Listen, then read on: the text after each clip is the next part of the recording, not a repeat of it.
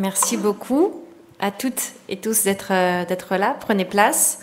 Je vous invite pour cette 14e table ronde. Défi d'une approche One Health à l'échelle territoriale.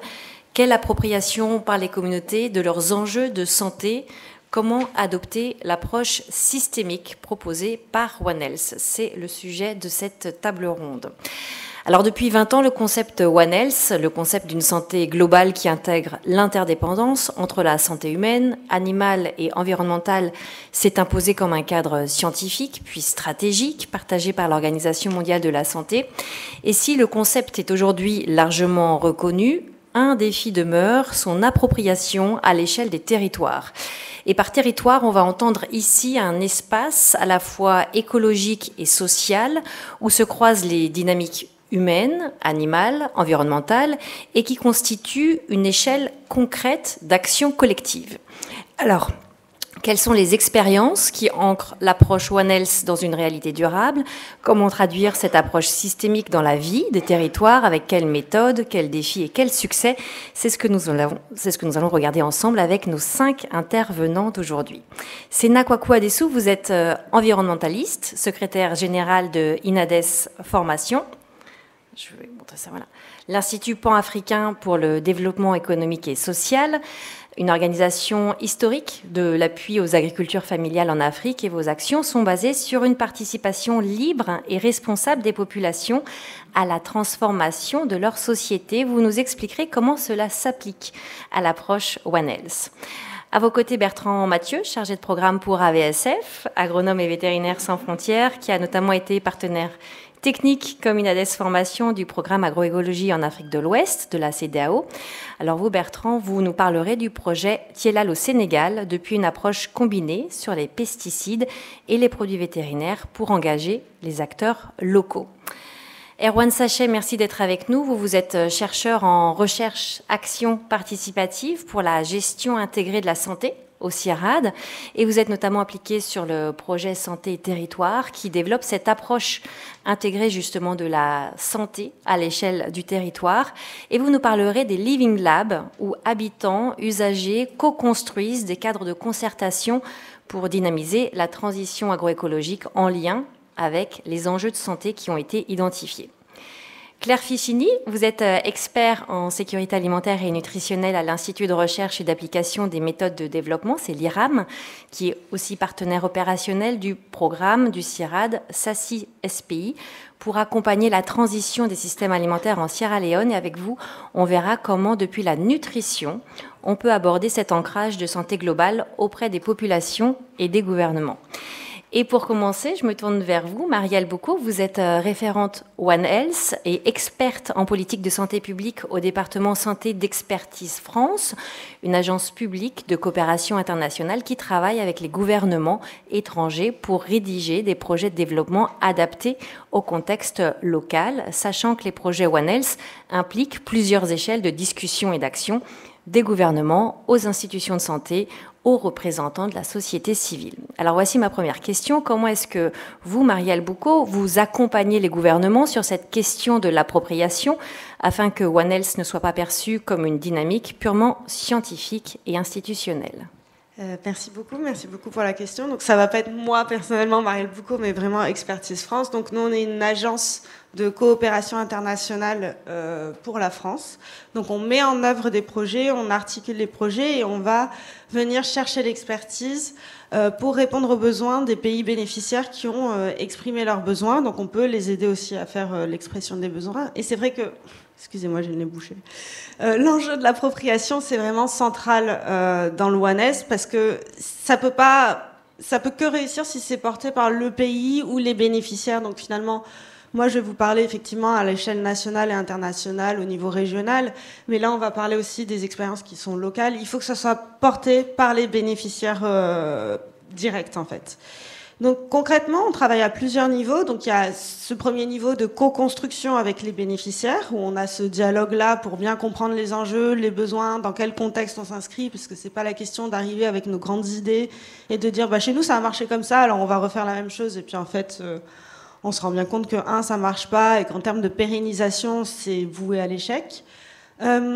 Ensuite, on va voir le dialogue politique, faire en sorte que tout ce qu'on va, les expérimentations, les expériences qui a été prouvées par la science aussi, hein, on va beaucoup parler de la recherche, des données probantes, tout ce qui s'avère qui a marché, le retranscrire aussi dans les politiques nationales, dans les politiques internationales. On travaille aussi beaucoup avec l'Africa CDC, qui est le Center Disease Control, donc qui s'occupe pour tout ce qui est santé publique de la régulation, de regarder au niveau régional, en fait, au niveau des pathologies, toutes les politiques de santé publique, pour qu'il y ait une cohérence entre les différents partenaires, que ce soit institutionnels ou que ce soit au niveau de vraiment des décideurs politiques, soit les agences locales, soit au niveau international, pour être sûr que voilà, ça soit bien retranscrit dans les plans nationaux et internationaux, que ce soit en santé, en environnement, en agriculture, pour pas qu'on continue à travailler en silo. Et ça, on l'a bien vu quand on a préparé l'entretien. Moi, j'étais un petit peu embêtée parce que j'étais département santé. Je travaille beaucoup sur la santé humaine, beaucoup sur les zoonoses, donc le lien avec la santé animale est vite fait. C'est vrai que le lien avec l'environnement, chaque fois, il faut qu'on aille faire l'effort de bien intégrer l'environnement pour pas que ce soit juste un sujet connexe qui découle en fait de nos activités.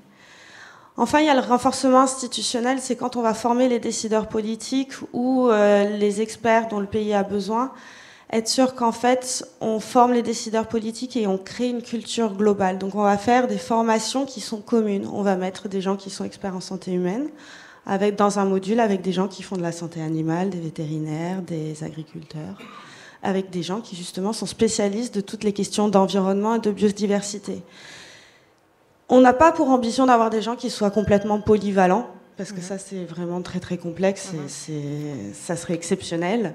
Mais en fait, d'avoir cette culture du réseau, de dire, bah tiens, j'ai fait cette formation, on m'a parlé de ce concept-là, il y avait cette personne-là qui était avec moi en formation, peut-être je vais aller la voir, ou je vais aller voir le représentant, ou le réseau, ou son institution, pour qu'on puisse réfléchir ensemble. Donc c'est déconstruire et enlever les barrières qu'on peut avoir des fois sur des sujets qu'on ne maîtrise pas.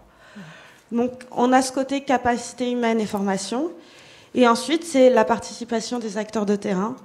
Il faut aller voir les bénéficiaires directs, il faut faire participer les organisations de la société civile, les agriculteurs, travailler avec les collectivités locales, parce que c'est eux, en fait, qui nous donnent les clés aussi de réussite et les leviers, et qui vont nous dire aussi les obstacles, en fait, eux, les vraies difficultés qu'ils rencontrent sur le terrain. Parce que des fois, c'est vrai que, bon, on peut le voir partout dans tous les pays dans le monde, il y a des très bonnes idées partout, mais en fait, concrètement, quand ça ruisselle et que on les met en place sur le terrain, il y a d'autres contraintes qu'on n'a pas pu percevoir en macro. Et enfin, vraiment, pour moi, ce qui me semble très important, c'est la communication et la sensibilisation. Toujours communiquer sur les co-bénéfices des activités pour que tout le monde, dès le départ, fasse partie du projet, dès la conception du projet, mais qu'ensuite on continue de dire, bah voilà, les co-bénéfices, c'est une meilleure sécurité alimentaire, la réduction des pandémies, des zoonoses, donc une meilleure qualité de vie. Donc pour moi, c'est très important aussi ce pan de la communication. Des fois, on l'oublie quand on est en train de faire nos politiques nationales. Mais voilà, c'est vraiment une approche intégrée pour une politique publique qui est partagée, qui est concrète et qui est durable. Merci beaucoup. Maintenant, on va voir justement comment ça peut s'appliquer au niveau des territoires, un petit peu plus concrètement. Nous allons voir 4 approches qui tentent de transformer ce concept One Health en dynamique durable. Et on va commencer avec vous, Sena Kwaku Adesu. Inades Formation travaille notamment à faire le lien entre décideurs et exploitation agricole familiale sur ces enjeux de santé globale. Comment? Expliquez-nous.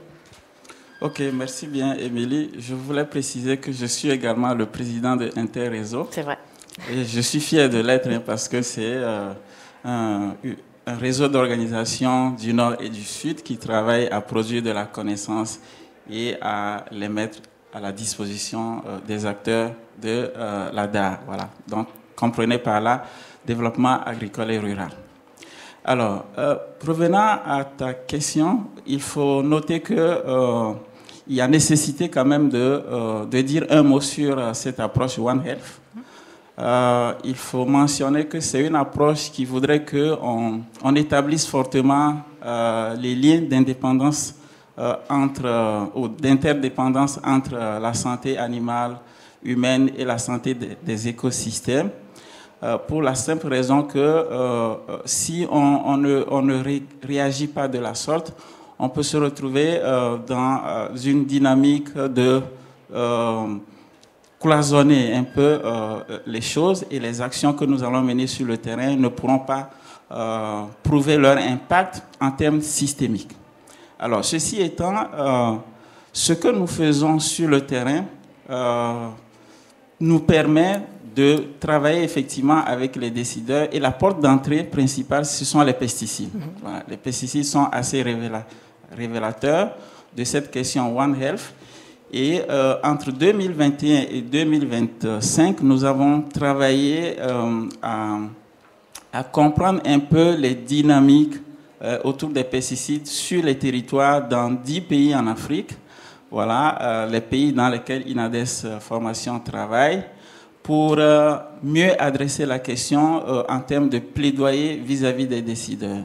Et donc, qu'est-ce qui a été fait concrètement? Nous avons réalisé des études pour mieux comprendre le phénomène. Nous savons tous qu'il y a même une publication qui vient de sortir de Public Eye qui démontre que effectivement les pesticides chimiques interdits évoluent voilà, dans le monde et par rapport à 2018. Voilà, et ce qui est assez étonnant, c'est que ce sont des pesticides qui sont interdits dans l'espace européen et qui sont véhiculés dans l'espace africain. Ça pose quand même un problème de bien commun que nous défendons. Et donc, à la suite des études que nous avons réalisées, nous avons constaté effectivement que certains pesticides qui sont interdits, prohibés dans l'espace européen se retrouvent dans nos plats, dans nos assiettes. Quand on a réalisé ces études, surtout sur la production maraîchère, voilà, et on se rend compte que c'est vraiment alarmant les doses de toxicité, voilà, les limites requises pour ne pas effectivement consommer les produits. Voilà, ces données nous présentent quand même une situation de dysfonctionnement de nos sociétés. C'est ça en fait. Et donc, à partir de ces études-là, nous avons interagi avec les communautés en les formant sur voilà, la nécessité de comprendre parce que il y a quand on regarde un peu les circuits de commercialisation de ces produits, on se rend compte qu'il y a des circuits formels et des circuits informels. Voilà. Et les circuits informels ne sont toujours pas maîtrisés et les producteurs voilà, ou les acteurs de ces territoires-là ne maîtrisent pas bien les produits qu'ils utilisent, la manière de les utiliser, voilà, les effets que ces produits ont sur les acteurs eux-mêmes, voilà, en termes de santé, et puis les effets sur l'environnement, donc le sol, la biodiversité, l'eau, voilà. Et d'ailleurs, les études, nous les avons réalisées sur 3 sites fondamentaux, c'est-à-dire 3 secteurs. Donc, il y a le sol, l'eau et les produits de consommation. Donc, quand on analyse un peu de manière systémique ces résultats, on se rend compte qu'il y a quand même un gros souci.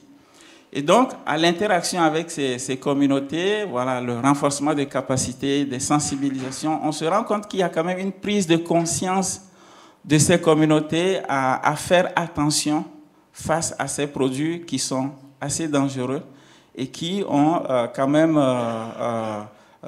essentiellement une portée face à laquelle il faut adopter une certaine prudence, c'est ça. Donc, ensemble avec ces communautés, nous avons décidé de construire des actions de plaidoyer vis-à-vis des décideurs pour les amener à faire attention, donc notamment révision des lois, voilà, donc les lois sur les produits phytosanitaires. Il y en a qui datent de, comme on dit, l'époque de Mathusalem, c'est-à-dire que voilà, au lendemain des indépendances. Donc, c'est des lois qui sont vieilles et qui ne sont pas adaptées à la situation actuelle. Il y en a qui font des efforts pour actualiser les lois. Voilà. Tout ce qui est politique publique, voilà, on essaie aussi d'interagir avec ces décideurs pour que les politiques publiques soient également adaptées. Et ce qui est intéressant dans cette question, c'est que quand on interagit avec les communautés sur les territoires, on se rend compte que ce sujet qui, par le passé, est resté dans le domaine technique et qui revient dans l'espace public, semble intéressant comme sujet de débat. Parce qu'on voit une certaine multidimensionnalité, une certaine pluridisciplinarité autour de la question. Voilà, et puis les gens sont assez ouverts pour nous dire comment la question est adressée au niveau de leur secteur. Et cela nous permet véritablement de concrétiser effectivement cette approche One Health qui, pour nous, est essentielle dans l'approche globale que nous réalisons au niveau de nos territoires. Voilà. Merci beaucoup. Je vais poursuivre avec Bertrand Mathieu, puisque vous aussi, avec AVSF, vous agissez depuis cette porte d'entrée des pesticides pour déployer le concept One Health.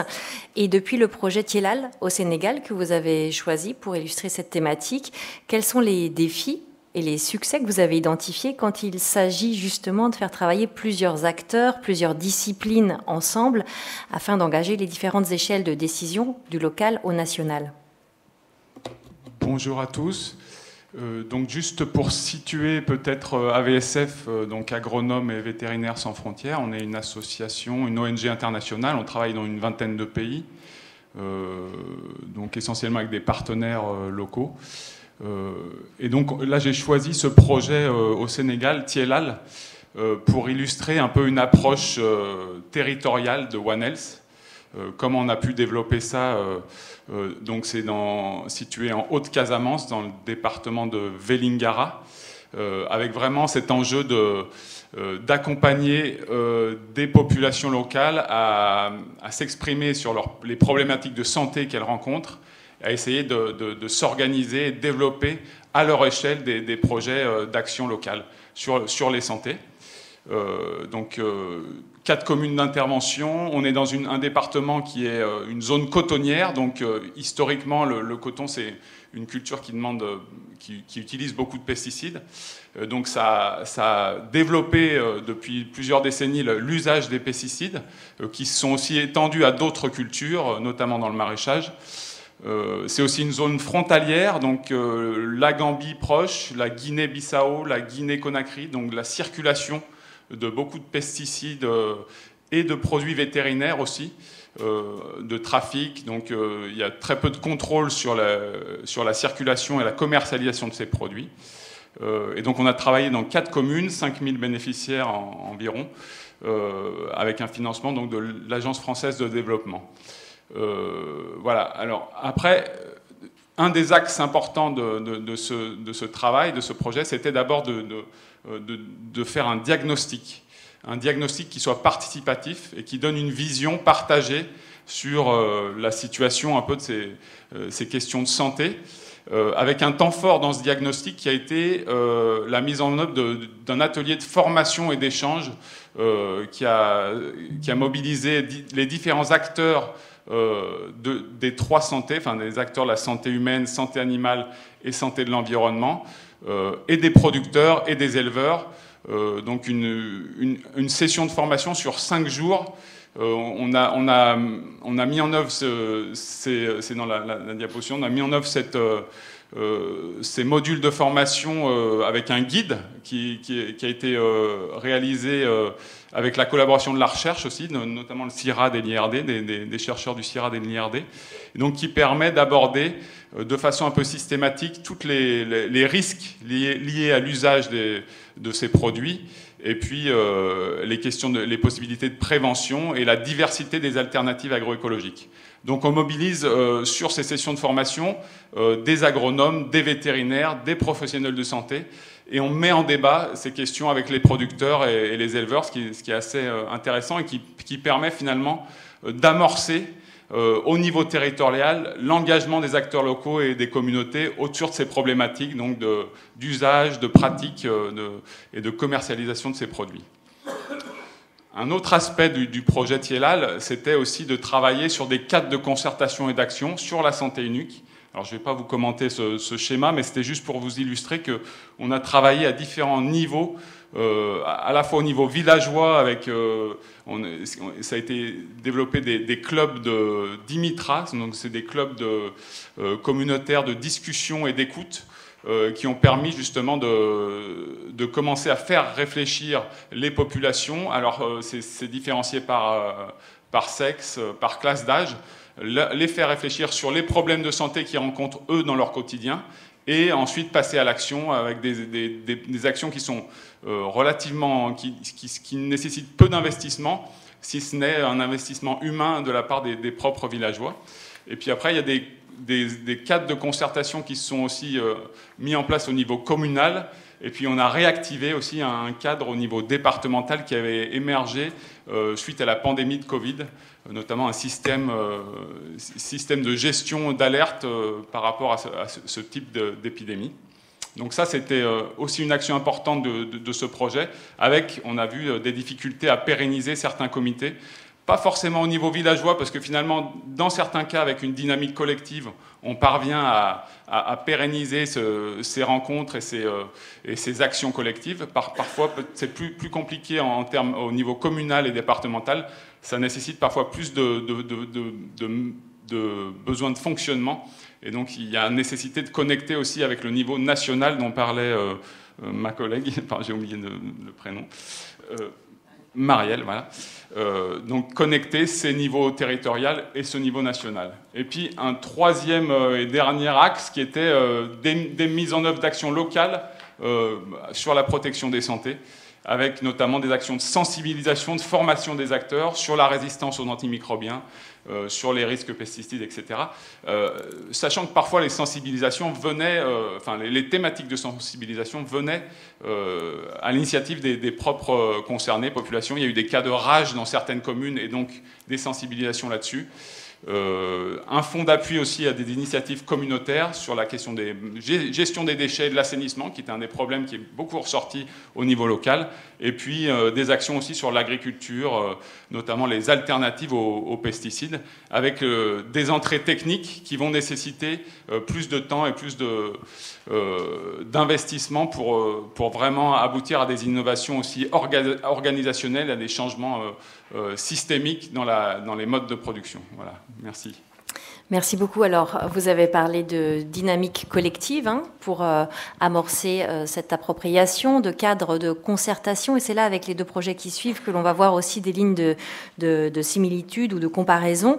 Je me tourne vers Erwan Sachet, parce que le CIRAD et son projet Santé et Territoire expérimentent la mise en place de Living Lab pour co-concevoir et développer justement des outils de concertation et de coordination locale, comme a parlé Bertrand. Expliquez-nous en quoi cette méthodologie peut aider à ce que les populations s'approprient encore plus leurs enjeux de santé.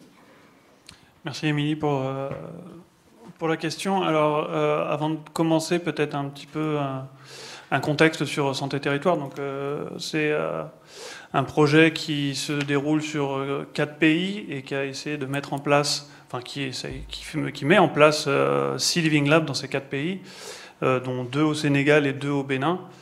Et donc l'idée de ce projet, c'est d'accompagner la transition agroécologique dans le cadre One Health. Et donc, comme disait Émilie, l'un des cœurs du projet, c'est de mettre en place ces Living Labs. Donc ces Living Labs qui sont des espaces donc de concertation, de consultation, mais aussi de collaboration entre tous les acteurs d'une communauté. Et notamment, alors quand on parle d'acteurs d'une communauté, on entend évidemment les habitants de ces communautés, mais aussi évidemment ce qu'on va appeler les décideurs, c'est-à-dire tous les services gouvernementaux avec leurs services techniques. Mais aussi, on oublie souvent, et ça c'est quelque chose qu'on essaye un peu d'appuyer dans Santé et Territoire aussi, c'est que les acteurs sont aussi les chercheurs et les partenaires de la recherche dans ces Living Labs. C'est-à-dire qu'il y a vraiment une confrontation dans les Living Labs, une discussion où on confronte les différents points de vue. Alors, comment ça marche, pour revenir un peu plus à la question en termes de méthodologie, dans Santé et Territoire, ce qu'on a fait, c'est qu'on parle d'accompagnement. Donc la mise en place de ces Living Labs, c'est une démarche d'accompagnement pour essayer de problématiser dans un premier temps les différentes santé, les liens entre les différentes santé. C'est-à-dire qu'on se réunit avec les acteurs, avec les différents acteurs, et on essaye de cartographier, ou faire des cartes mentales avec eux sur les différentes santé, en essayant de souligner les acteurs qui sont affectés ou qui affectent ces santé-là. Donc santé animale, santé des sols, santé humaine, santé environnementale en général. Et puis ensuite, on essaie de comprendre aussi les ressources que ces acteurs peuvent avoir, peuvent soulever, et puis évidemment les interactions et les dynamiques entre ces acteurs. Et donc cette première étape de cartographie, en fait, va nous aider à passer à l'étape suivante, qui va être de collaborer et de concevoir ensemble les interventions les prioritaires. Donc encore une fois, on rentre dans une espèce de phase, ce qu'on appelle en recherche-action participative, il y a une phase d'action, il y a une phase de réflexion. Donc cette phase de réflexion, évidemment, prend un certain temps, une certaine négociation, une persuasion aussi entre les différents acteurs pour définir les interventions qu'on va pouvoir développer. Voilà à peu près pour la méthodologie qu'on applique dans les Living Labs au jour d'aujourd'hui. Merci beaucoup, Erwan. Je vais passer à Claire Ficini, parce que vous aussi, vous proposez d'impliquer les acteurs de terrain et les acteurs opérationnels dans les décisions sur les systèmes alimentaires afin de s'approprier cette approche de santé globale. Et vous le faites depuis la nutrition en Sierra Leone. Est-ce que vous pouvez nous expliquer comment cette approche permet d'intégrer cette transversalité One Health et de rejoindre les enjeux de nutrition, santé aux pratiques agricoles? Oui, donc merci Émilie, et merci d'avoir aussi intégré la nutrition dans ce débat, puisque c'est nutrition humaine, c'est aussi la santé, et c'est quelque chose qui nous préoccupe beaucoup dans les pays où on travaille. Donc tout d'abord, ce que je voudrais dire, c'est qu'au niveau de l'IRAM, on a plusieurs projets qui placent la nutrition au cœur de la transition des systèmes alimentaires. Donc on travaille pas mal sur ces sujets-là, et en rapprochant, en intégrant la nutrition et en soulignant l'importance de la nutrition dans la transition des systèmes alimentaires. Donc on fait de la transition vers des systèmes alimentaires plus sains et plus durables. Donc qui dit sain, c'est aussi bon pour la santé. On est amené forcément à promouvoir cette approche globale, cette approche et tous les liens qui peuvent se tisser autour des systèmes alimentaires, entre la santé et l'agro-industrie, l'agronomie, enfin l'agriculture, l'élevage, etc. Donc nous, pour revenir au projet sur lequel on travaille, donc c'est le projet SASI SPI, qui est donc Sustainable Agri-Food System Intelligence, qui est aussi un projet de recherche appliqué, financé donc par l'Union européenne, avec lequel on travaille avec la FAO et un réseau donc d'universités et d'instituts de recherche européens, AgriNatura, et qui est vraiment promeut une démarche qui est à l'interface entre la science et la mise en place, l'application des politiques pour la transition des systèmes alimentaires. Donc l'IRAM est pour cela partenaire donc du CIRAD pour mettre en œuvre pour piloter une méthodologie un petit peu comme le projet d'Erwan sur Santé Territoire. Donc piloter cette méthodologie en Sierra Leone. Et on a pour cela, moi ce que je veux montrer dans ce projet, c'est qu'il y a vraiment un double objectif, qu'il y a le pilotage de cette méthodologie, donc c'est de la production. On cherche à produire, à expérimenter une méthode et après à capitaliser avec les autres pays pour produire une méthode pour mettre en avant un processus participatif et inclusif qui va impliquer les populations qui appellent les populations à prendre la parole et à être décideurs de leur propre transition des systèmes alimentaires. Et que ça ne vienne pas uniquement des politiques publiques. Et en parallèle, bien sûr, donc tout ce qu'on va faire sur le terrain, on va chercher aussi à orienter et à appuyer les politiques publiques pour les appeler, les orienter vers des approches qui vont être plus systémiques, donc en animant le dialogue, en engageant un débat autour des systèmes alimentaires, parce que on a un cloisonnement qui fait que c'est pas si naturel que ça de parler d'un système alimentaire qui va intégrer une approche globale. Donc comment on fait ça? Donc autour de ce projet, l'IRAM, on a placé la nutrition comme un enjeu majeur dans cette transition des systèmes alimentaires. Et donc c'est placé, la nutrition, c'est aussi une interface entre l'alimentation et la santé humaine. Et c'est vraiment une opportunité. La transition des systèmes alimentaires, ça va inciter les populations à s'approprier une approche plus globale et à vraiment faire ce lien valoriser ce lien entre l'agriculture et l'élevage, et donc l'agriculture avec un grand A, et la santé. Donc pour ça, il faut repenser un peu les voies de transition, les schémas de transition des systèmes alimentaires, en tenant compte des impacts nutritionnels et donc des impacts de l'agriculture sur la santé. Et on va appuyer, en discutant et en animant le débat avec les populations, engager les populations à identifier eux-mêmes ces chemins de transition. Comment on peut y arriver ? Donc pour ça, il faut d'abord décortiquer le problème, et on travaille plus donc au niveau du territoire. Pourquoi ? Parce qu'on va avoir vraiment des exemples très concrets au niveau du territoire. On est descendu au niveau village, aller discuter avec les gens pour que eux-mêmes reconnaissent cette problématique et établissent d'eux-mêmes le lien entre la santé et leur alimentation, et donc leur système de production, en fait. Donc tu passes la slide. Donc pour ça, on est parti sur... moi j'aime bien parler de ça, parce que comment on a fait ? En fait, on est parti sur quelque chose de... On parle des groupes alimentaires. Et je pense que ce qui est important dans ces discussions, parce qu'ils ne voient pas le lien tout seul, de manière... Encore une fois, ce n'est pas forcément naturel. Les gens, on leur a surtout, depuis des décennies, voilà, il faut qu'ils cultivent du riz. Donc nous, on est parti vraiment des groupes alimentaires, qui est quelque chose qui leur parle, parce qu'il y a quand même une politique nationale de nutrition qui met en avant donc, ce qu'on appelle le plan national de nutrition, avec des recommandations nationales. Donc on est parti vraiment de ces photos, leur dire voilà comment ça se passe, comment vous arrivez à cultiver et à consommer ces différents types d'aliments. Et ça a été vraiment des discussions avec des ménages, avec des groupes d'acteurs, des groupes de femmes, parce qu'on a aussi beaucoup parlé de l'alimentation de leurs enfants, qui est des groupes à risque sur le point de la nutrition. Et donc on est parti de ce point, ça a été le point majeur, un peu un fil rouge qui nous a suivis dans les différents entretiens qu'on a pu faire, que ce soit au niveau des villages ou ensuite au niveau des dialogues multi-acteurs qu'on a menés, plus à l'échelle d'un district, en faisant venir des acteurs de milieux différents et de secteurs différents. Et à partir de ça, on a essayé ensemble, avec ces parties prenantes, de décortiquer les différents défis et les facteurs de succès que pouvaient avoir, qui sont présents dans un système d'exploitation, pour aller vers une alimentation plus saine et surtout plus diversifiée, parce que c'était le cas. On n'était pas sur la problématique des pesticides, mais déjà uniquement sur la diversification de l'alimentation, qui est un des problèmes majeurs et qui est source de carence en micronutriments et après de malnutrition en Sierra Leone.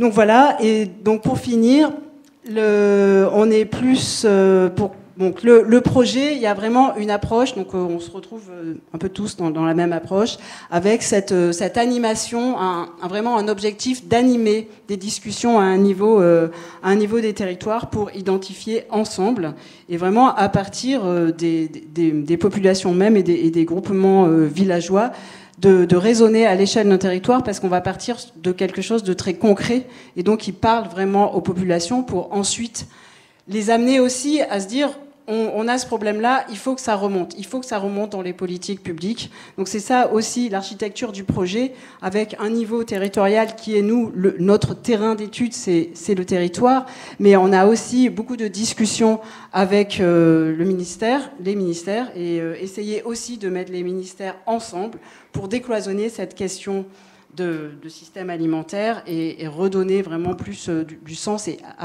promouvoir cette approche globale qui replace la santé en fait un peu au cœur de l'alimentation. Et donc après, derrière, qui dit alimentation dit aussi production agricole.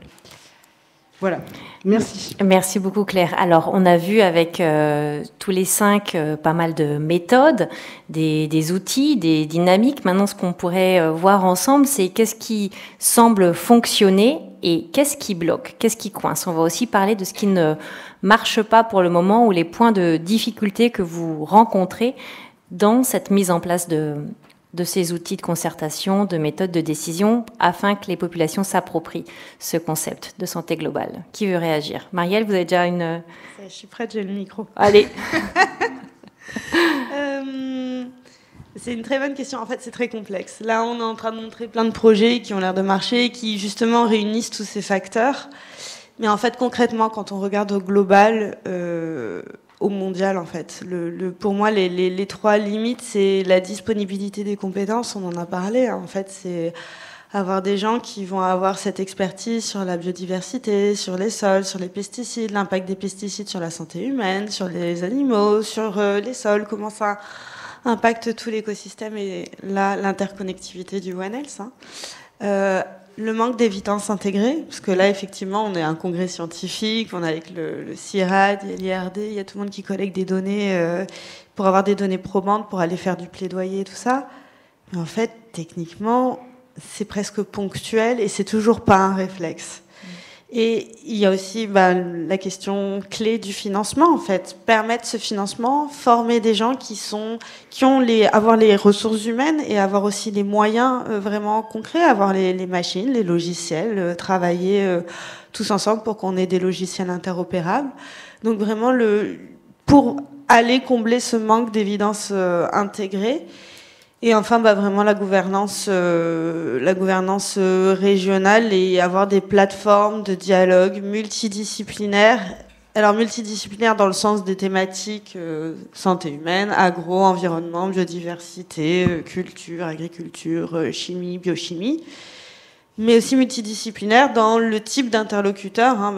Et voilà, ça on en a parlé. C'est vraiment avoir les sociétés civiles, les femmes, toutes les populations vulnérables qui sont prioritaires et qui sont impactées de suite en fait par rapport à ces problématiques, et ensuite avoir les décideurs politiques qui eux vont pouvoir traduire ça en politique ensuite.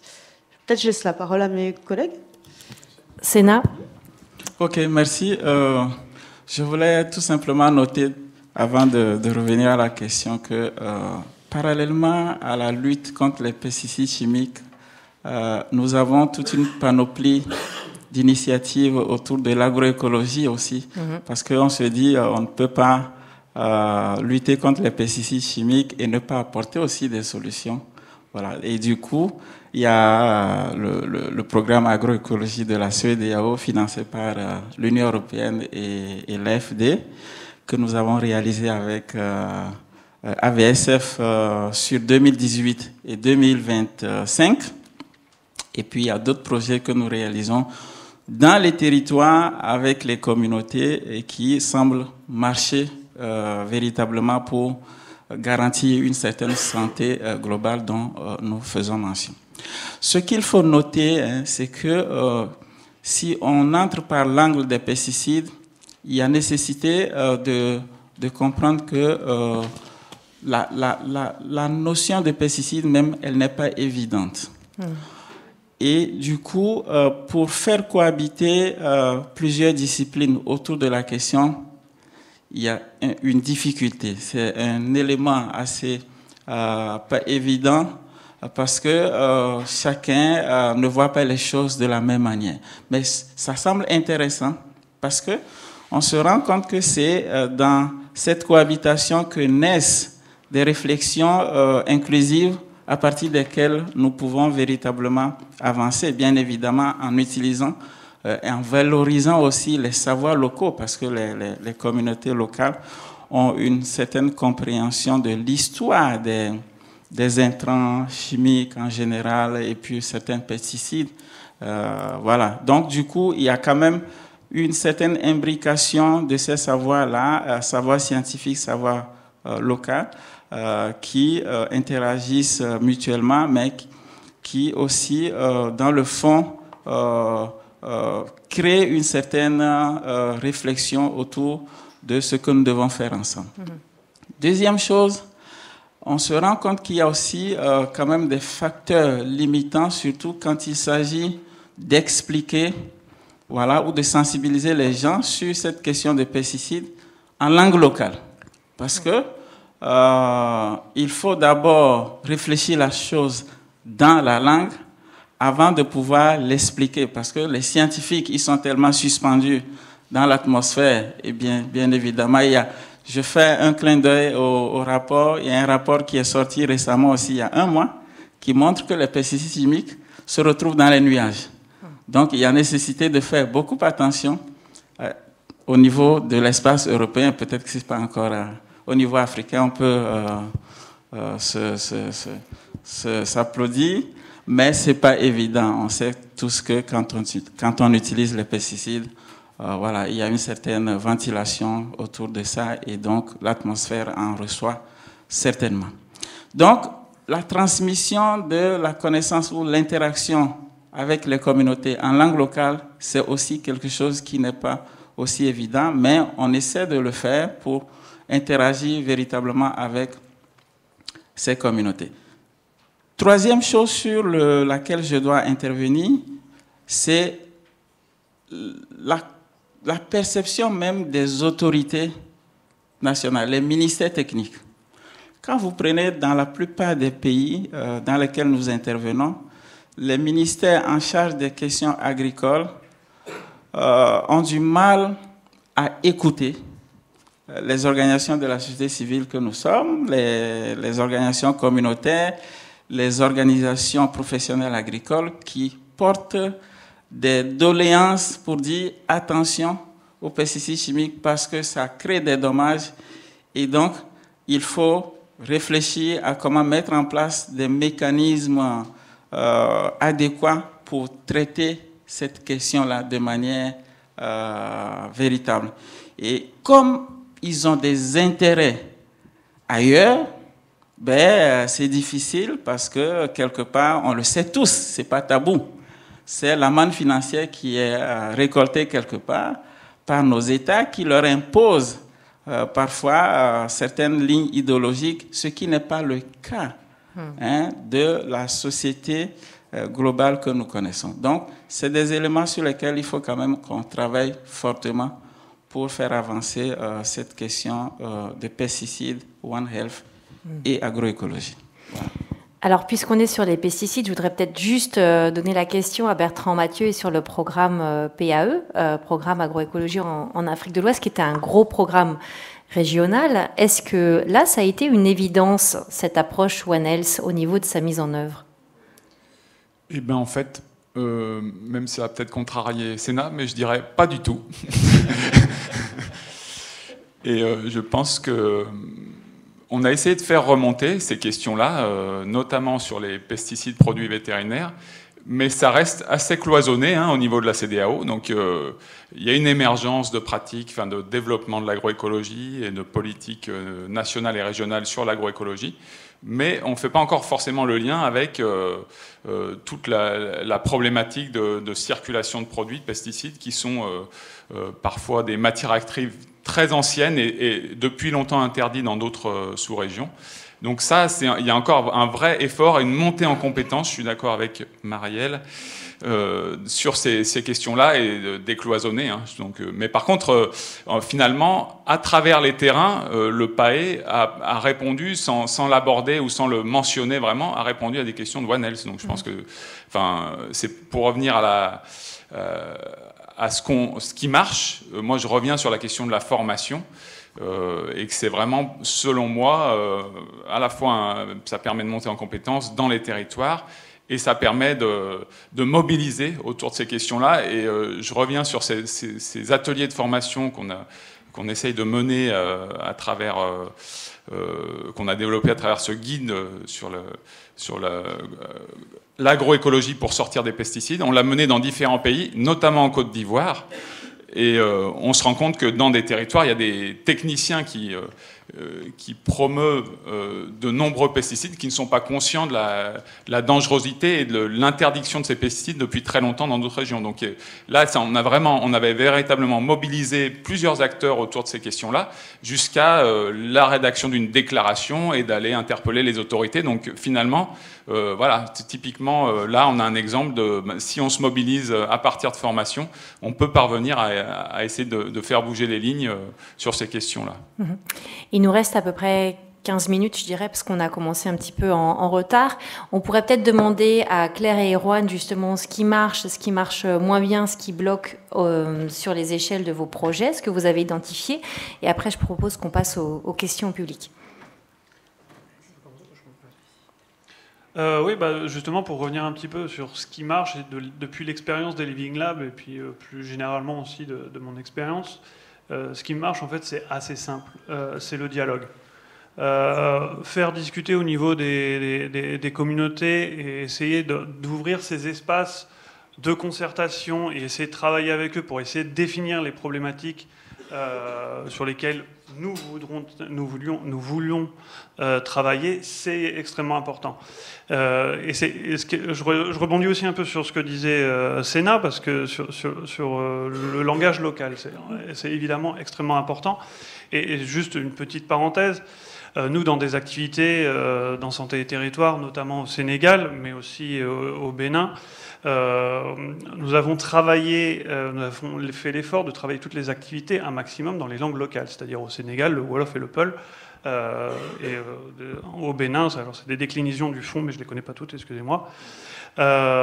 Mais c'est là où on se rend compte aussi qu'en fait, il n'y a pas forcément... Enfin, il faut sortir on va dire, d'un discours très retombant où le chercheur, le technocrate, le bureaucrate vient expliquer ce qui doit être fait et que justement les populations locales, les habitants locaux savent aussi quelles sont leurs problématiques et ce qui pourrait être fait ou leurs besoins pour qu'on les accompagne pour ce qui soit fait.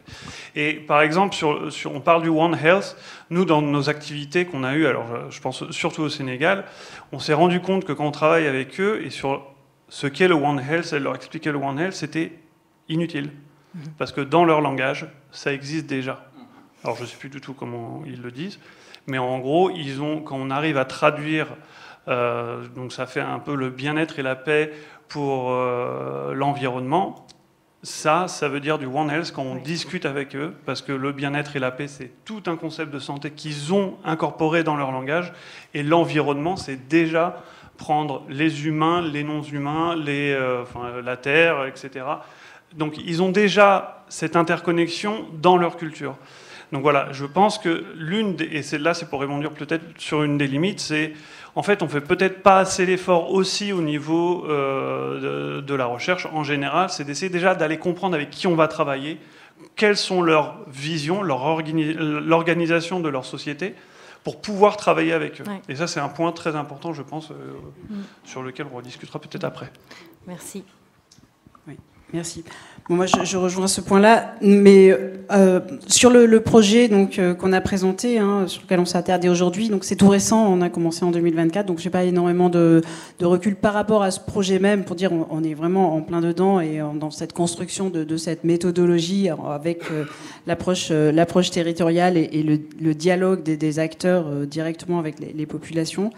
Mais ce que je pense que oui, c'est très important. Moi, ce que je retiens, parce qu'on a fait des ateliers l'année dernière, dans la phase de diagnostic, j'ai dit on essaye de décortiquer le problème avec les populations et d'insuffler aussi cette approche globale. Mais insuffler cette approche globale, donc le langage effectivement est très important et on a beau arriver avec notre beau schéma des systèmes alimentaires, il est juste incompréhensible pour les populations. Mais par contre, il y a moyen de leur expliquer autrement. Et ça, c'est très important. Et vraiment, l'approche systémique, c'est scientifique, c'est conceptuel, mais ça parle pas. Donc, je pense que c'est très important d'arriver aussi et d'essayer de se mettre à leur place et de l'expliquer, de l'illustrer avec des exemples concrets, des choses qui leur parlent. Donc, pour revenir sur le problème de la malnutrition, moi, ce qui m'a marqué après, c'est ce qui marchait, ce qui semblait marcher et qui leur parlait en fait au niveau des villages.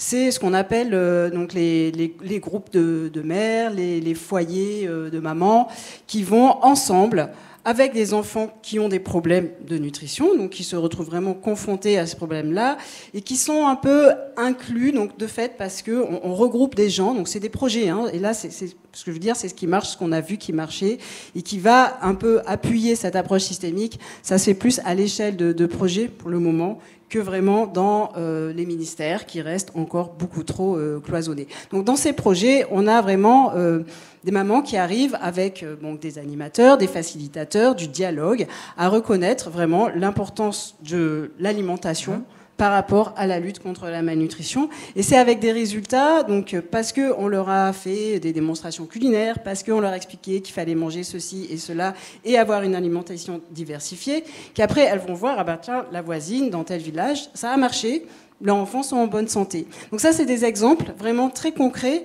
qui arrivent et qui partent du dialogue, hein, d'exemples. Et c'est ça qu'il faut prendre comme exemple et remonter ensuite à l'échelle du district, dans des discussions avec des groupes de femmes qui vont être à un niveau un peu différent, des transformatrices locales, des productrices aussi, et des producteurs, d'arriver petit à petit à faire remonter ces messages-là en partant vraiment d'exemples concrets et d'arriver à les porter ensuite dans les ministères, en fait. C'est ça que nous, on ambitionne d'arriver à faire avec ce projet.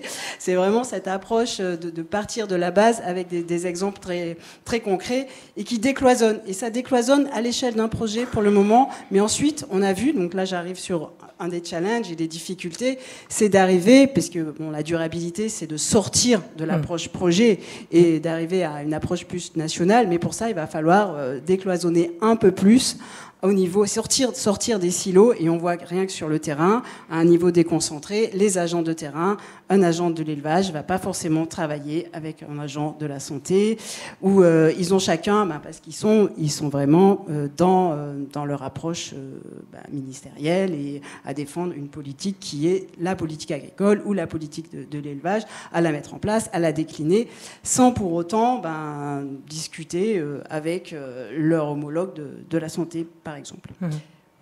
Merci beaucoup. Avant de demander à tous les 5 quelles sont vos recommandations très concrètes pour un ancrage durable, je vais me tourner vers le public. Est-ce que vous avez des questions précises? On a un micro, on peut vous le passer? Oui.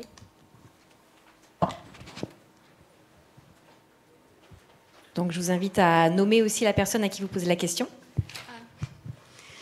Bonjour, je m'appelle Athé, je suis camerounaise et doctorante en Italie. Je remercie les intervenants pour leurs travaux qu'ils ont partagés. J'aimerais juste savoir ceux qui ont parlé sur la lutte contre les pesticides. Je m'excuse, monsieur Sénat. Oui. Et je voudrais savoir concrètement comment est-ce que vous avez réussi à quantifier ou à établir le lien entre l'impact des pesticides sur les animaux et comment est-ce que vous avez quantifié ça? Et deuxième question, parmi les scientifiques, je sais qu'il y a la difficulté de communiquer les langues scientifiques. Vous avez parlé des rencontres entre des vétérinaires et... Oui, comment? Parce que je sais que tous ont leur langue. Comment est-ce que vous avez harmonisé tout ça? Merci. Sénat, on t'écoute. Ok, merci. Je pense que la question elle est vraiment intéressante. Il faut noter que nous avons travaillé avec des universités et des laboratoires sur place pour mieux adresser cette question. Vous savez, en matière de sciences, il y a ce phénomène qu'on appelle la bioconcentration et la bioaccumulation au sein des êtres vivants, voilà, que ce soit végétal ou animal. Donc, on essaie de doser, on prélève quelques organes au niveau des animaux et puis on dose vraiment la traçabilité de ces pesticides-là au sein de ces organes et puis c'est à partir de ce processus qu'on sait même quel est le type de pesticide que l'animal a ingéré et qui peut se retrouver par le phénomène de chaîne trophique, même au niveau des hommes. Voilà. Donc, c'est des phénomènes qui sont connus, des processus qui sont connus et qui nous permettent d'établir cet état de fait. Voilà. Il y avait une deuxième question sur les langues. Hein. Sur les langues? Ouais. La communication scientifique. Parmi les scientifiques des vétérinaires qui ont une langue différente des médecins et des gens locaux, je demande s'il y avait le problème là entre... communiquer oui. Non, peut-être moi je voyais que c'était plus. Mais en fait, il y avait...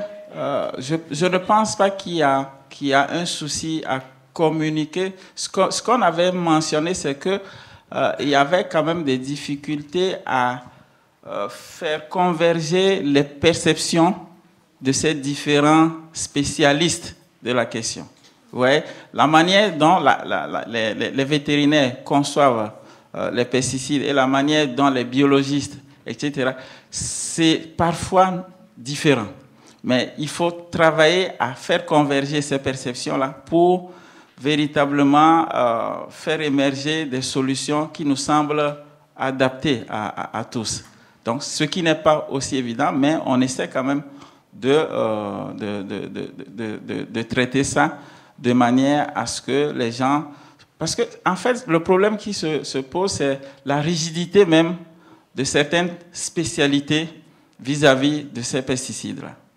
Alors que pour mieux adresser la question, il faut se retrouver dans une posture de flexibilité, voilà, pour que on s'écoute, voilà, même si on est sur un territoire. C'est ça aussi la question de la prise en compte des savoirs locaux. C'est aussi, ça passe par là. Si on n'est pas flexible, c'est pas la science qui résout tous les problèmes.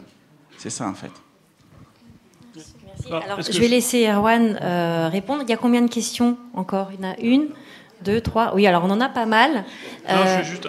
Vas-y, Erwan. C'est juste sur la vulgarisation et un peu pour faire passer. Enfin, nous, dans Santé et Territoires, on n'a aucun problème de discuter avec les communautés et d'avoir un échange sur la science. Évidemment, on ne vient pas avec des graphiques, des super PowerPoint, des modèles. Enfin voilà, ça sert à rien. C'est trouver la manière de parler aussi, la manière locale. On peut penser, par exemple, il y a quelques activités qui se font sous les arbres à palabres. Donc voilà, c'est juste trouver. Mais par contre, ce qui est beaucoup plus difficile, et ce qu'on se rend compte, c'est, et ce que disait un petit peu Sénat, mais c'est entre secteurs, c'est-à-dire, par exemple, le secteur de la santé humaine et le secteur de la santé des plantes, mais le dialogue est impossible. Ils ne veulent pas se comprendre, ils ne veulent pas s'écouter. Et c'est des scientifiques. Et il y a vraiment un truc qui fonctionne pas. Et en fait, c'est beaucoup plus dur d'avoir des dialogues entre eux. Enfin, voilà, d'essayer que eux comprennent un peu leurs intérêts dans la recherche, ce qu'ils font et tout ça. C'est beaucoup plus dur, en fait, que de parler aux populations et de leur dire, voilà, d'avoir une discussion avec eux, quoi. Enfin, je sais pas si ça répond un peu à ta question, mais c'est voilà. Oui, ça appuie mon problème en fait parce que c'était ça mon problème. Et comment est-ce qu'on peut résoudre le problème entre les scientifiques aussi? Alors, on va faire un petit tour auprès du public des différentes questions. Je propose qu'on déborde un petit peu de 10 minutes peut-être, pas plus. On prend d'abord les questions. Sénat, si tu veux bien. Oui, mais c'est et pour après, rassurer. vous allez choisir... Je veux bien rassurer la dame. C'est-à-dire qu'il faut pas penser qu'on va trouver une solution à tout problème aujourd'hui. C'est ça. C'est-à-dire qu'il faut arriver à faire cohabiter ces différentes spécialistes de la question qui vont s'écouter, ils vont se taper les mains, voilà. Mais à un moment donné, ça va aboutir sur des choses que nous pouvons co-construire ensemble. Alors, je prends une salve de questions dans la salle. Merci. Moi, c'est Bouchda Franca, je travaille à l'IRAM. Ma question, en fait, c'est pour tous les intervenants. Mais je vais prendre l'entrée des pesticides et l'entrée du projet au Sénégal. On voit vraiment que les populations sont inquiètes par rapport à ce qu'ils mangent, par la qualité alimentaire. Il ne faut pas aussi oublier que, au final, les pesticides qu'on utilise, c'est par rapport aux cultures de rente. Vous avez mentionné comme le coton, le cacao. Mais aujourd'hui, peut-être je pose la question rapidement, mais comment lier la qualité alimentaire à la quantité? Parce qu'il ne faut pas se mentir, l'Afrique a faim. On mange peut-être pour ceux qui peuvent, 3 fois par jour. Et souvent, c'est le même repas. On parle de la diversité alimentaire, on parle de la qualité alimentaire. Mais comment quitter vraiment de l'échelle locale pour pouvoir vraiment nourrir toute cette Afrique-là de manière saine pour pouvoir promouvoir les systèmes alimentaires durables? Merci. Claire, est-ce que tu veux essayer des éléments de réponse par rapport à cette question? En fait, si la question elle est directement liée aux pesticides, je ne vais pas pouvoir y répondre. Non, mais on travaille ensemble avec Franca sur ces sujets. Hein, donc, la question... pour moi, ça rejoint le problème de la diversité alimentaire à l'échelle locale. Et c'est tout, je dirais que c'est tous les enjeux après, effectivement, de l'orientation des politiques publiques. Donc, pour reprendre le cas de la Sierra Leone, où on a une politique, un programme agricole et une politique phare, qui est un des éléments phares du gouvernement actuel, qui est pour 10 ans et qui est très productiviste. Parce que effectivement, on veut se détacher des importations de riz, et ça, c'est un des grands enjeux du pays, qui est fortement dépendant des importations alimentaires. Et je pense que, bon, après, c'est très long. Donc, il y a un juste milieu à trouver dans l'orientation de ces politiques publiques. On peut tout à fait comprendre qu'il faille se détacher, se détacher des importations et améliorer les rendements de riz, où on a en Sierra Leone des systèmes de production qui restent encore largement perfectibles au niveau des rendements. Mais l'enjeu, c'est vraiment aussi d'arriver à avoir des évidences en disant oui, il faut donc ce qu'on appelle donc tout ce qui est staple food, enfin les carbohydrates, parce que c'est un besoin nécessaire dans les populations, et c'est ça qui pèse vraiment sur les importations. Mais arriver à montrer, alors par des études en nutrition, pour revenir sur la problématique de la diversité alimentaire, qui après a des impacts au niveau santé, et pour parler que de la nutrition, donc revenir avec vraiment ce qu'on appelle les Filling the Nutrient Gap, qui sont des études qui sont faites dans plusieurs pays et qui identifient et qui doivent être ensuite partagées, qui remontent vraiment au gouvernement pour mettre en évidence toutes les carences qu'il peut y avoir au niveau des nutriments, de manière à appuyer des plans de diversification alimentaire qui vont forcément passer par la diversification de la production. Donc c'est vraiment aussi ce qu'on essaye de faire, nous, en faisant remonter des évidences du terrain, avec des chiffres, effectivement, de carence, de malnutrition, etc. Mais également de dialoguer avec les populations là-dessus, parce que pour les amener à avoir un regard critique sur la politique agricole de leur pays. Et je pense que ça, c'est important, et c'est aussi, ça fait partie de ce projet, d'avoir ce processus complètement inclusif et participatif en décortiquant un problème. Donc nous, on est parti sur la nutrition, mais on pourrait y en avoir d'autres. Enfin, c'était vraiment le point central du système alimentaire qui nous a intéressés. Mais c'est aussi pour vraiment arriver à ce que les populations aient ce regard critique et alimentent ensuite des décisions au niveau politique. Bon, je ne réponds pas complètement à la question, mais c'est ce que j'avais envie de dire sur ce sujet-là. On a pas mal de questions. Alors, ce que j'aimerais éviter, c'est que les gens partent au fur et à mesure que vous apportez quand même des éléments de réponse. Donc, on va essayer de limiter. Là, je vois encore 3 questions. Donc, si vous pouvez essayer d'avoir des réponses un petit peu plus concrètes, ou vous pouvez aussi vous rapprocher après des intervenants pour d'autres réponses. Mais je vais quand même laisser au public la joie de poser des questions. Ok, merci beaucoup. Je suis Adèle, chercheure au Burkina Faso. Et pour la question des pesticides, je voulais poser une question. Vous avez eu à intervenir, et je prends l'exemple de INADES Formation, vous avez beaucoup intervenu dans le domaine de l'agroécologie et tout, mais est-ce qu'après vos projets, quelques années après vos projets, vous repartez sur le terrain pour voir la pérennité de ce que vous avez laissé comme enseignement ou comme stratégie sur le terrain? Parce que nous avons remarqué, ce qu'on remarque sur le terrain est très alarmant, avec les pesticides, surtout au Burkina Faso. Et également, nous remarquons que la pression parasitaire est tellement forte que souvent les agriculteurs, franchement, ils ont des difficultés. C'est vrai, on leur dit, il faut faire ci, il faut faire ça, on travaille ensemble, il faut sensibiliser, ainsi de suite.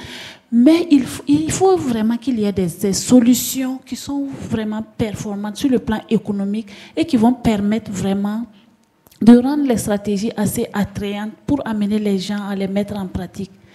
Parce que souvent, on essaie de travailler, on dit on fait une co-construction et ainsi de suite, on fait telle ou telle chose. Mais à la fin, on se rend compte que les producteurs n'ont pas de solutions vraiment efficaces. contre ces parasites-là.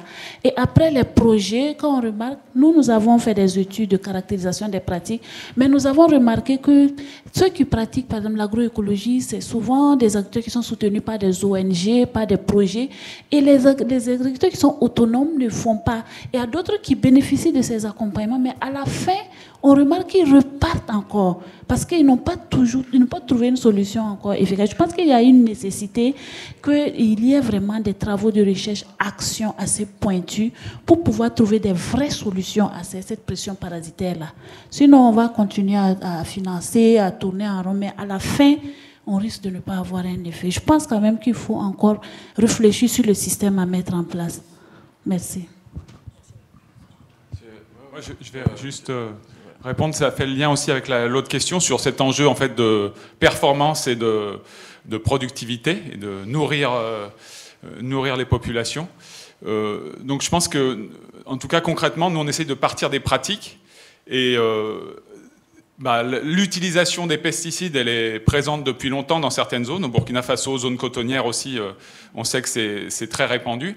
Donc c'est partir de l'usage de ces pesticides, pas forcément remettre en question et dénoncer ces pratiques devant les producteurs, parce que bon, ils l'utilisent et parfois c'est un risque pour eux de ne pas utiliser ça, risque économique, perte de revenus.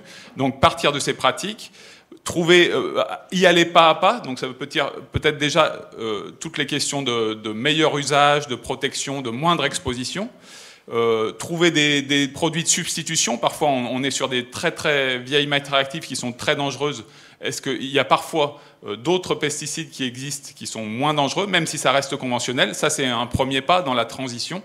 Et donc, je pense que c'est comme ça que peu à peu, on peut amener les populations, ou en tout cas les pratiques, vers de la transition agroécologique. Mais je suis d'accord qu'on ne peut pas faire le saut vers parfois des pratiques agroécologiques qui sont complexes, qui sont combinées, qui demandent beaucoup de compétences techniques. Donc je suis tout à fait d'accord avec cette solution pragmatique d'aller pas à pas et de répondre à des questions aussi, de faire en sorte que ça ne condamne pas les revenus et l'économie de ces populations.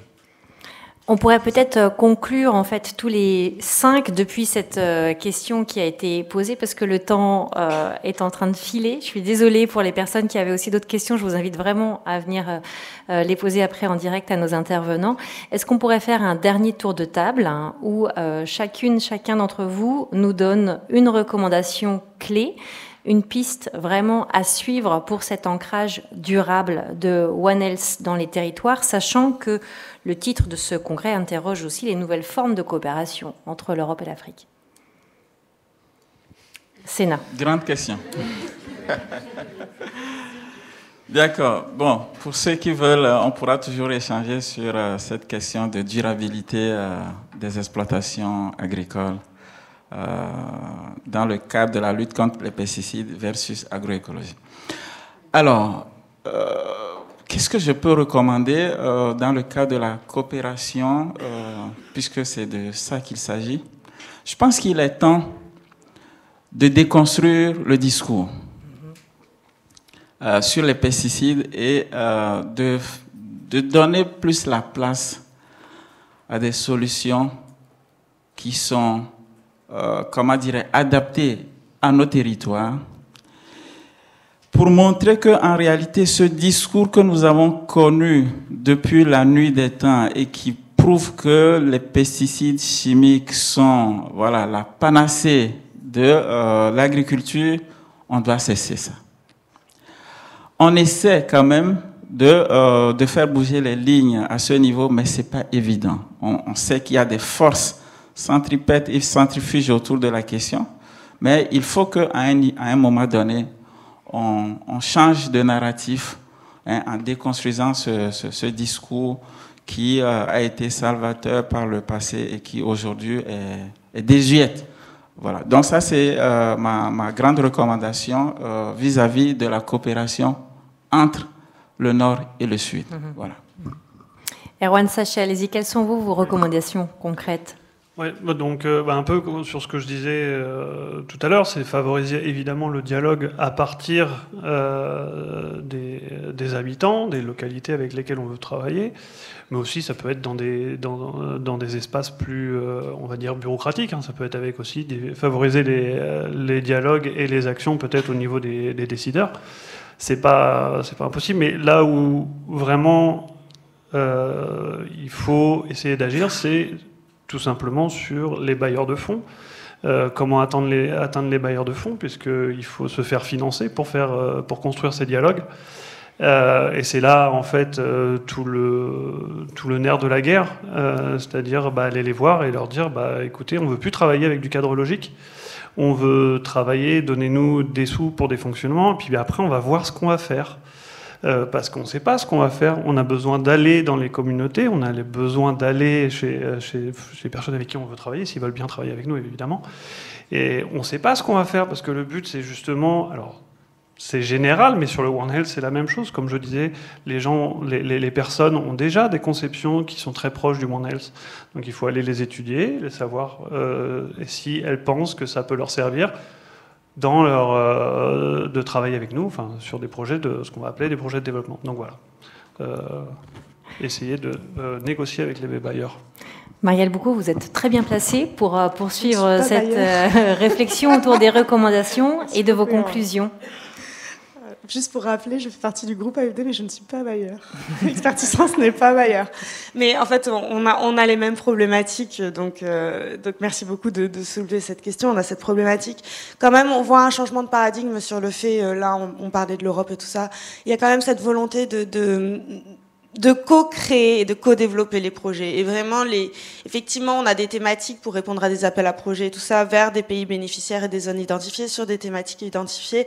Mais très concrètement, quand même, on a une flexibilité pour identifier avec les bénéficiaires quels sont leurs pays et comment répondre à ces problématiques. On a encore un petit peu de latitude. Alors peut-être que plus finement, effectivement, il y a les contraintes de redevabilité, d'indicateurs, de cadre logique. Et une fois qu'on a posé ça en tout début de projet, c'est difficile d'en dévier.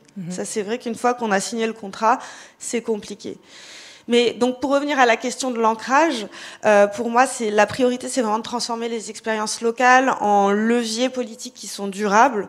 Donc, c'est vraiment intégrer toutes les expériences probantes, là, tout ce qu'on a montré, nos projets, tout ça, les lever au niveau plus macro en allant justement à l'institutionnel, au niveau national, régional, une fois de plus, renforcer les capacités des institutions pour justement les porter au-delà des financements extérieurs, donc penser à l'après, une fois que les financements sont finis. Et justement, là, on en revient à un point qui a été très très bien soulevé par la personne qui parlait du Burkina, le suivi-évaluation. En fait, le suivi à évaluation va permettre, en fait, de rendre visibles les résultats et de continuer à dire, voilà, maintenant on a les datas, on a la science, on a les données probantes, on a les indicateurs de redevabilité, de performance, de pertinence. Et c'est là qu'il va avoir un curseur pour dire, ça on continue, ça marche très bien, ou ça faut réajuster, on va réaffiner, on va essayer de comprendre les causes, analyser, pour dire, ça marche pas trop, pourquoi ça va pas marcher, et essayer de réavoir cette trajectoire. Et enfin, je profite de mes 30 secondes qui restent pour dire que justement, la coopération internationale, ça a ce rôle de catalyseur, en fait, d'instaurer ce dialogue, de faire monter ces projets qui sont un peu locaux et ponctuels dans le temps et dans la géographisation, pour permettre ce dialogue un peu plus macro. Et pour moi, c'est pour ça que la coopération internationale, c'est très important. Et malgré ces dialogues, malgré ces problèmes de financement et ces targets auxquels on doit répondre, c'est quand même un sacré levier. Claire Ficini, allez-y. Alors moi, je vais être plus rapide, mais je vais juste rebondir sur un des points de Marielle, qui est l'ancrage et le rôle de nos projets qui se font à l'échelle des territoires, des populations, et qui doivent effectivement trouver des évidences, avoir des exemples, porter des cas très concrets pour influencer les politiques à un niveau plus élevé, pour passer vraiment à l'échelle et essayer un jour de sortir de l'approche projet. Et je pense que ce qui est très important, parce que nous, on l'a vraiment vécu sur le projet en Sierra Leone, c'est l'ancrage initial du projet. C'est qu'il faut, dès le départ, il ne faut pas se placer à l'échelle du territoire ou à l'échelle du district, mais nous, on est d'abord parti du niveau central. Ce projet, il a fallu le faire connaître au niveau du ministère, et il faut faire le choix du bon ministère. Donc, en l'occurrence, on a essayé aussi de l'ancrer plus. Donc nous, on l'a ancré au niveau du mouvement SUN, qui est le Scaling Up Nutrition, parce qu'on savait qu'on allait travailler sur la nutrition, qui est quelque chose d'assez transversal et qui est aussi le secrétariat des systèmes alimentaires, en fait. Donc c'est très important d'avoir cet ancrage à un niveau élevé. Pourquoi ? Parce qu'après, quand on va avoir des évidences, pour les remonter plus haut et pour avoir de l'influence, il faut que les gens, forcément, qui soient placés à un plus haut niveau, aient déjà entendu parler de ce projet, le trouvent intéressant et l'est reconnu dans son architecture, en fait. Donc c'est ça qui est important, c'est que nos territoires, ils nous parlent, on a envie de faire parler les populations, on veut trouver des évidences, mais il faut à un moment donné, pour que ça puisse avoir de l'influence au-dessus, que le fameux projet sur lequel on travaille, il y a eu déjà cet ancrage. Et ça prend du temps. Nous, ça nous a pris presque 1 an pour avoir ce réseau. Bon, en même temps, on a commencé des activités sur le terrain, mais on est toujours en train de surveiller que ce réseau, parce que ça bouge, évidemment, c'est politique, donc il y a des lignes qui changent, mais de surveiller que notre projet, il reste bien ancré au niveau là où il faut, pour pouvoir ensuite avoir de l'influence par rapport à ce qu'on va trouver sur le terrain. Merci Bertrand Mathieu. Le hasard fait que c'est vous qui avez le mot de la fin pour cette table ronde. Je ne sais pas si j'aurai le mot de la fin, mais peut-être une recommandation en poursuivant sur les pesticides, parce que ça a été pas mal soulevé, même si c'est pas que le One Health, ça concerne pas que ça, mais ça a été soulevé comme problématique importante. Repartir quand même sur les questions de contrôle et de mise en application des réglementations sur les commercialisations. Ça peut même nous toucher, nous, en Europe, puisqu'il y a des...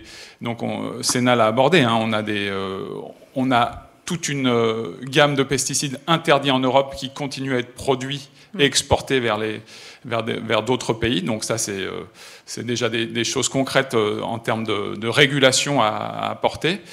Dans les pays et dans les territoires, peut-être aussi interpeller les revendeurs et aussi interpeller peut-être les collectivités locales sur le fait qu'il y ait beaucoup d'informalité dans cette commercialisation.